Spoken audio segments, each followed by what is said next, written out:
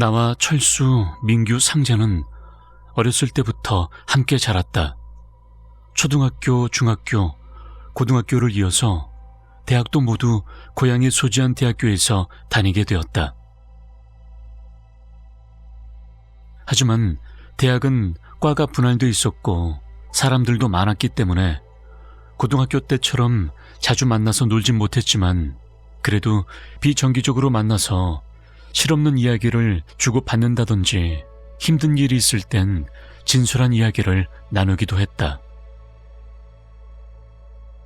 어느 날 학교에서 남쪽으로 조금 내려가면 있는 한적한 공원에서 이야기를 주고받는데 민규가 사람이 가장 공포스러워할 만한 장소가 어딜까 하고 말하는 것이었다.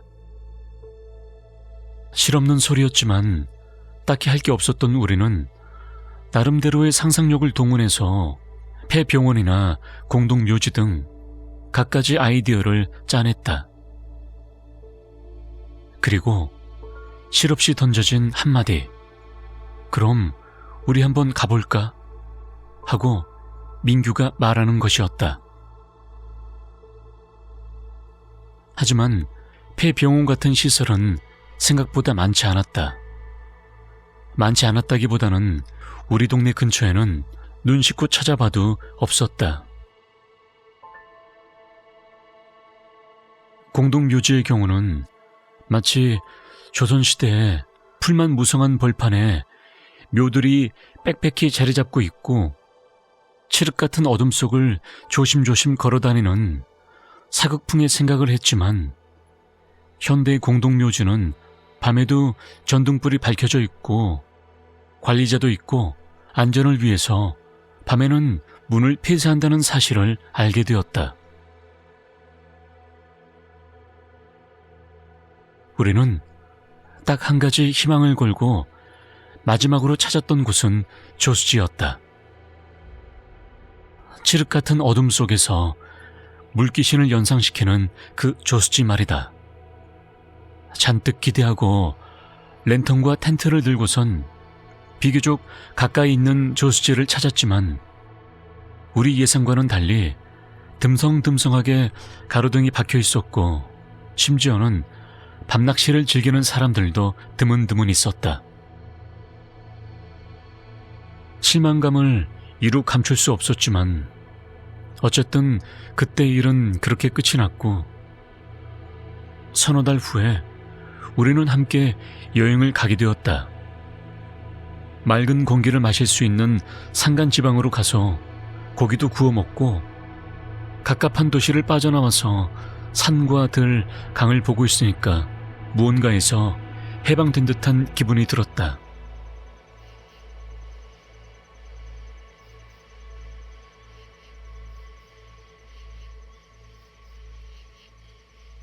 워낙 산골이어서 슈퍼마켓은 숙소와 상당히 멀리 떨어져 있었기 때문에 각종 술을 사들고 차를 타고 숙소로 이동했다. 그런데 길을 잘못 들게 되어서 차를 세워놓고 이곳저곳을 살피고 있는데 저쪽에서 조수지 하나가 눈에 띄었다. 워낙 사람이 없는 산간 지역이다 보니까 사람이 있을 리는 없었고 가로등 따위도 물론 없었다. 그야말로 칠흑 같은 암흑 속에서 휴대폰에서 나오는 불빛만이 그곳이 저수지라는 것을 증명해주고 있었다. 우리는 무슨 바람이 불었는지 숙소에 가는 걸 포기하고 저수지에 앉아 술을 마시고 가기로 했다. 특히 상재는 여행 중에 발생하는 돌발 상황들이 여행의 묘미라고 여기고 있었기 때문에 상재가 가장 적극적으로 찬성했다. 술을 잘 못하는 철수는 몇 잔 먹지도 못하고 얼굴이 빨개져서 해롱해롱 거리면서 쉬겠다고 술자리를 떠나버렸고 남은 우리끼리 재밌는 이야기를 하면서 술잔을 기울였다. 한참 술을 마시는데 여러 명이 있어서 그런지 생각보다 무섭지 않았다. 오히려 칠흑 같은 어둠 속에서 휴대폰 불빛에만 의존해서 술을 마시다 보니까 귀중한 술을 업기도 했고 또 여름이어서 모기도 많이 있었다. 무엇보다도 취기가 돌면서 몸에 열이 나니까 짜증스러운 느낌과 함께 이마에서 땀이 흘러내렸다. 아이, 이게 뭐야? 무섭지도 않고. 야, 그냥 숙소 가서 에어컨 틀고 더 마시자. 응? 숙소에 모기약은 있나? 모두 투덜거리면서 자리에서 일어나 엉덩이를 털고 있는데 철수가 말했다. 야, 저수지까지 찾았는데 여기까지 와서 그냥 가면 섭하지. 수영이라도 하고 가자. 물도 얕아 보이네. 옷은 어떻게 하고? 민박집에 손님도 우리밖에 없던데 뭐 세탁기 한번 쓴다고 뭐 어떻게 되겠냐? 새벽 시간인데도 불구하고 공기가 더웠던 데다가 술 기운에 몸에서는 더욱 열이 나고 있었기 때문에 우린 모두 팬티 차림으로 저수지에 뛰어들었다.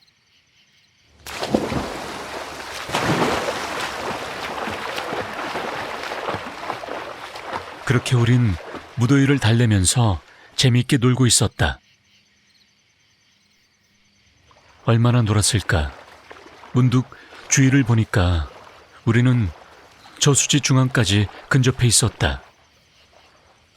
분명 가장자리에서 몸만 담그고 있었던 것 같은데 분위기에 취해서 몰랐던 것인지 산통을 깨긴 싫었지만 본능적으로 위험하다는 생각이 들었다. 그래서 이제 나가자고 소리쳤다. 하지만 철수는 그냥 좀만 더 있다 가자고 상재를 잡아 끌었고 민규와 상재도 그렇게 큰 문제 될 것 없다는 듯 보였다. 하지만 뭐랄까 술이 점점 깨다 보니까 이건 아니라는 생각이 들었다. 수심이 어느 정도인지도 정확히 모르는데 게다가 우린 모두 취해 있었다. 난 그냥 빨리 나가자고 쥐라도 나면 모두 죽는다고 소리 질렀다. 그때 철수가 날 바라봤다. 무표정으로 바라보는 건데도 왠지 모를 엄청나게 차가운 느낌. 무언가 내가 그런 말을 했다는 게 너무나도 원망스럽다는 느낌이었다. 철수는 내가 자기를 못 볼 거라고 생각했겠지만 이미 어둠에 적응한 눈은 표정까지 어렴풋이 분간할 수 있을 정도였다. 어떻게 표현해야 할지 모르겠지만 철수는 무표정으로 신나는 듯한 말을 했다. 표정은 아무것도 없는데 입에서 나오는 말은 너무 재미있다고 좀만 더 놀다 가자고 말하는 것이었다. 순간 난 생각했다. 뭘까 이 괴리감은. 표정과 말이 너무 달랐다. 철수인데 철수가 아닌 것 같은 느낌. 난 본능이 앞섰고 나와 가까이 있던 민규와 상재 어깨를 억지로 잡아 끌면서 무 쪽으로 이동했다.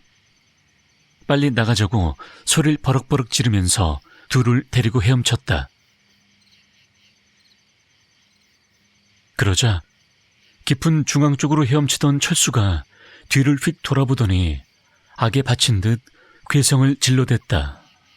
왜 나가냐고. 야, 이 새끼야. 너만 아니었으면 다 된 건데. 야, 이 새끼야.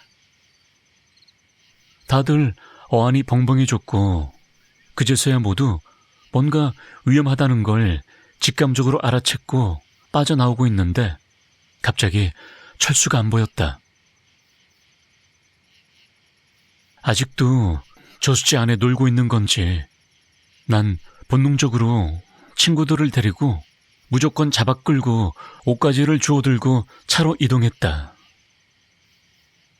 그러자 철수가 밖에 있는데 데려가야지 하고 말하는 것이었다. 난 알았으니까 일단 먼저 차에 타라고 했다. 그리고 차의 문을 열었더니 철수가 차 밑에서 들어 누워 있었다. 술에 잔뜩 취해가지고선 말이다. 친구들은 그렇게 수영하자더니 지가 제일 먼저 와 있다고 겁만 많아가지고 쫄보라고 철수를 놀렸다. 그렇게 모두 밖에 나와서 몸을 닦고 옷을 입는데 철수가 시끄러운 소리에 술이 깼는지 머리가 아프다고 좀 눕자면서 차문 좀 열라고 했다. 그러자 민규가 말했다. 야, 수영했으면 좀 닦고 들어가야지. 그러자 철수는 무슨 헛소리를 하냐고 말하는 것이었다. 그러고 보니까 철수는 옷을 다 입고 있었다. 우리들은 너 옷은 언제 입었냐고 하여튼 엄청 빠르다고 말했다. 그러자 철수가 말했다. 옷을 언제 입긴 언제 입어. 이 자식 취한 거 아니야? 난 뭔가에 홀린 듯이 철수가 입고 있는 바지를 벗겼다. 그러자 팬티도 입고 있었다. 그리고 그 팬티도 전혀 젖지 않았다. 그러자 철수가 소리쳤다. 왜 이러냐고. 지금 나 놀리는 거냐고. 그러자 친구들은 너 왜 팬티가 안 젖었냐고 물어보았다. 철수는 내가 오줌 싼 것도 아니고 팬티가 왜 젖냐고 소리 질렀다. 우린 모두 수영할 때 안 젖었냐고 말했고 철수는 수영을 왜 하냐고 어디서 수영을 하냐고 소리를 계속 질렀다. 그랬다. 철수는 아까 취해서 들어갔고 차까지 비틀비틀 오다가 차키가 없어서 다시 돌아가기 귀찮아서 그냥 차 옆에서 자고 있었던 것이었다. 술을 잘 못하는 철수는 몇 잔 먹지도 못하고 얼굴이 빨개져서 해롱해롱거리면서 쉬겠다고 술자리를 떠나버렸고 남은 우리끼리 재밌는 이야기를 하면서 술잔을 기울였다. 한참 술을 마시는데 여러 명이 있어서 그런지 생각보다 무섭지 않았다. 오히려 칠흑 같은 어둠 속에서 휴대폰 불빛에만 의존해서 술을 마시다 보니까 귀중한 술을 업기도 했고 또 여름이어서 모기도 많이 있었다. 무엇보다도 취기가 돌면서 몸에 열이 나니까 짜증스러운 느낌과 함께 이마에서 땀이 흘러내렸다. 아이, 이게 뭐야? 무섭지도 않고. 야, 그냥 숙소 가서 에어컨 틀고 더 마시자. 응? 숙소에 모기약은 있나? 모두 투덜거리면서 자리에서 일어나 엉덩이를 털고 있는데 철수가 말했다. 야, 저수지까지 찾았는데 여기까지 와서 그냥 가면 섭하지. 수영이라도 하고 가자. 물도 얕아 보이네.